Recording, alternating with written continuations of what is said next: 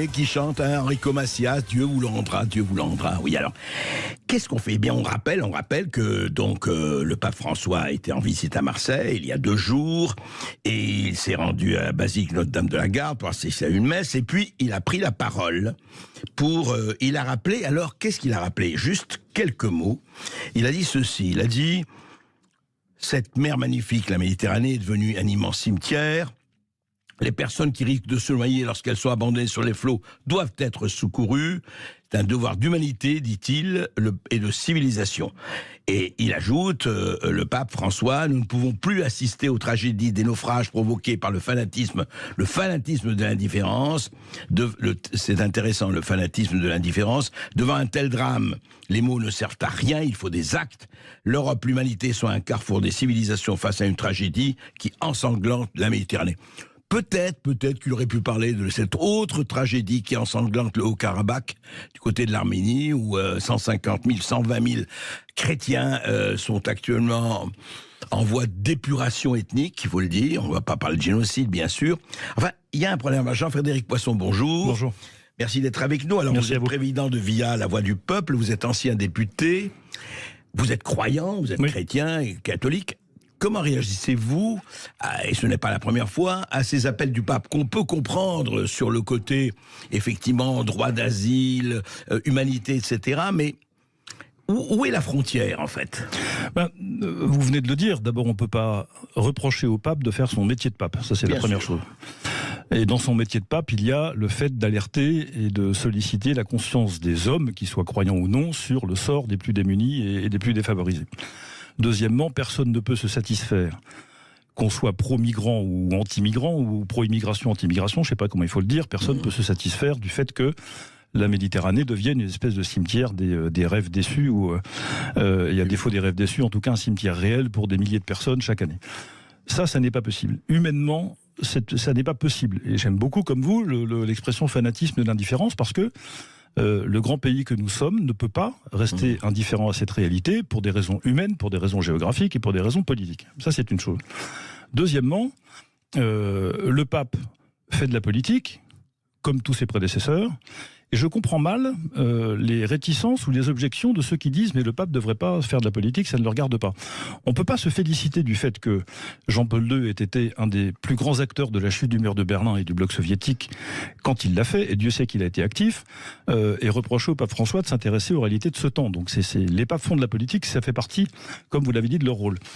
Où s'arrête quelle est la limite? Le pape, lui, n'a pas de limite. Il met celle qu'il veut se mettre, et visiblement, il s'en met pas beaucoup, celui-ci. Juste un mot, pardon, Jean-Frédéric Poisson, vous parlez des papes, et effectivement, le pape, vous avez rappelé Jean-Paul II, mais il y a des papes qui ont quand même des idées un peu divergentes. Benoît XVI, le pape Benoît XVI, a rappelé la pensée de l'Église catholique, selon lui, sur la question de l'immigration. Je vous cite Benoît XVI. « Si toute personne détient le droit à immigrer en vue de meilleures conditions de vie, les États ont le droit de réglementer les flux migratoires et de défendre leurs frontières en garantissant toujours le respect dû à la dignité de chaque personne humaine. » Il a ajouté, les immigrés ont le devoir, pas le droit, le devoir de s'intégrer dans le pays d'accueil en respectant ses lois et l'identité nationale. Et je voudrais juste vous faire entendre le cardinal Sarah, que vous connaissez. Voici ce qu'il disait en novembre 2021 à Europe 1. Écoutez.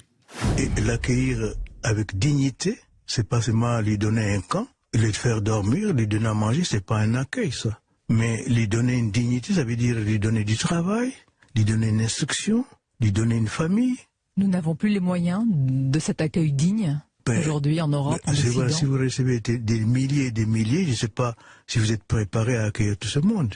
Je pense qu'il faut être réaliste, quoi. Et je répète, le meilleur accueil que vous pouvez offrir à ces migrants, c'est de développer leur pays, qu'ils restent chez eux. Non pas que vous ne voulez pas accueillir du monde, mais chacun est heureux chez lui. C'est ça le problème, Jean-Frédéric Poisson. On ne peut pas accueillir, d'ailleurs, Macron disait, reprenant au quart, 25 ans après, toute la misère du monde, mais quand le pape dit, écoutez, accueillez, ne vous préoccupez pas, il faut accueillir, très bien, mais combien? Jusqu'à quand et où? Quand le pape rappelle qu'au nom du respect de la vie, on doit accueillir les migrants, mais on doit aussi respecter les hommes qui sont au début de leur vie et à la fin de leur vie, en particulier sur la question de l'euthanasie, il a parfaitement raison. lorsqu'il commence à indiquer, contrairement à ce que disent ses prédécesseurs, puisqu'il y a des textes très très pesants aussi de Jean-Paul II, de Paul VI, enfin toute la tradition des papes a beaucoup parlé de ces sujets, du développement, etc. Moi, je partage intégralement l'avis du pape Benoît XVI sur cette question. C'est-à-dire, je pense effectivement, d'ailleurs, le pape François lui-même, quand il était revenu de Suède il y a quelques années, avait dit lui-même dans l'avion exactement ce que disait Benoît XVI quand vous l'avez dit. La question n'est pas de savoir si on peut avoir le cœur sec en face de la misère humaine. Non, ça, c'est pas possible. La question n'est pas de savoir si on ne doit pas, avoir de l'émotion et plus que ça devant les tragédies que vivent les gens. Évidemment qu'il faut l'être. Est-ce que pour autant, ça nous donne le devoir d'accueillir ? Mais la réponse à cette question, elle est simple à formuler. Est-ce que les conditions de l'accueil sont remplies ou pas ?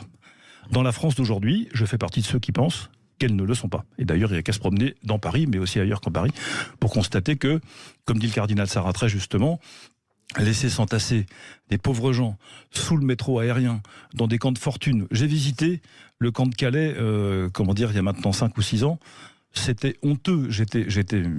J'avais honte de ce que j'ai vu, et comme je vois des camps de réfugiés ou des pseudo-camps un peu partout. Donc non, nous n'avons pas les moyens d'accueillir dignement les gens qui viennent chez nous. Est-ce qu'une fois qu'on a dit non, toutes nos responsabilités cessent pour autant ? Non. On ne peut pas se désintéresser de cette question. Oui, mais alors qu'est-ce qu'on fait ? On fait ce que toutes les solutions sont sur la table. Installer des camps d'accueil, non pas en France, mais dans les pays sur les côtes de la Méditerranée. Il y a des pays qui y sont prêts.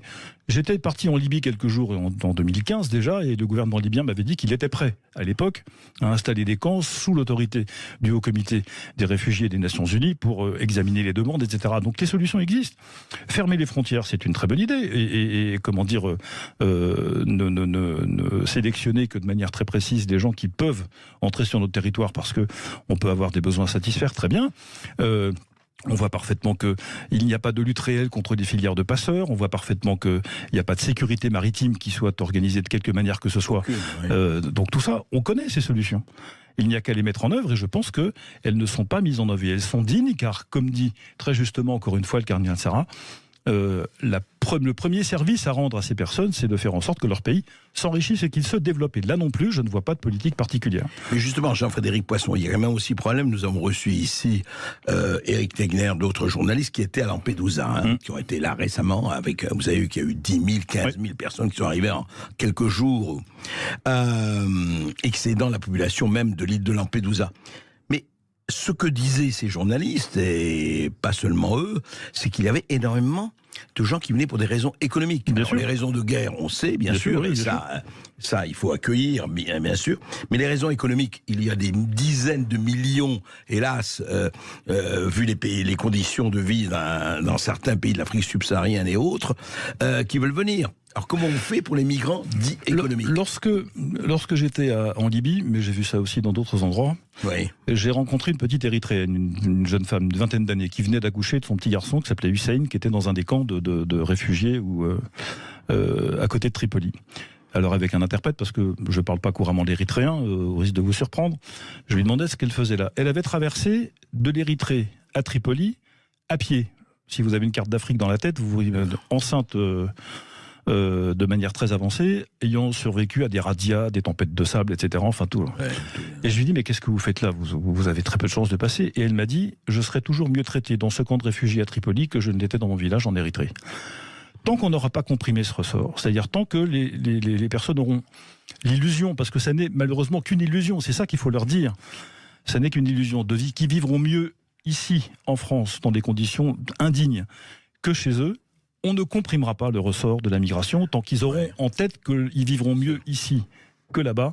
On ne pourra pas comprimer ça. Mais donc, c'est le développement qui est la clé. Il n'y a pas d'autre chose. C'est une illusion. Parce que, moi, je veux dire, je suis érythréen. J'ai quand même, souvent, je peux regarder la télévision, en tout cas dans mon village, etc. Internet, quand même, ils ont, enfin, en tout cas, beaucoup. Ils voient quand même les aides sociales en France, on leur dit voilà, etc. Enfin, les aides sociales, tout le reste. On voit la vie française et l'illusion, elle est entretenue. Oui, et on se dit, voilà. Mais c'est la raison pour laquelle il faut s'interroger aussi sur des modalités de gestion nouvelles de ces aides sociales. Je pense que tant que la France donnera l'impression d'être attractive pour les personnes qui veulent y venir, nous aurons un mal fou à comprimer ce ressort-là. Et donc, je crois aussi que, de manière digne, une fois qu'on a dit non, nous n'accueillons plus. Non, nous refusons de verser des aides sociales à des gens qui ne sont pas des contributeurs aux budgets sociaux. Après tout, c'est une solution qui est juste aussi. Nous aurons affaire à des vagues massives d'immigration que nous ne pourrons pas contenir. Oui. Et quand vous voyez les chiffres, Jean-Frédéric Poisson, vous le savez comme moi, c'est très simple. On a 2 milliards d'euros en 2023 affectés au budget immigration, asile et intégration. 2 milliards d'euros. Au moins 1 milliard, je prends quelques chiffres, au milliard alloué au titre de l'hébergement d'urgence, dont de plus en plus bénéficiaires sont des migrants. 1,7 milliard au titre des aides médicales, c'est dont 1,2 milliard l'aide médicale d'État.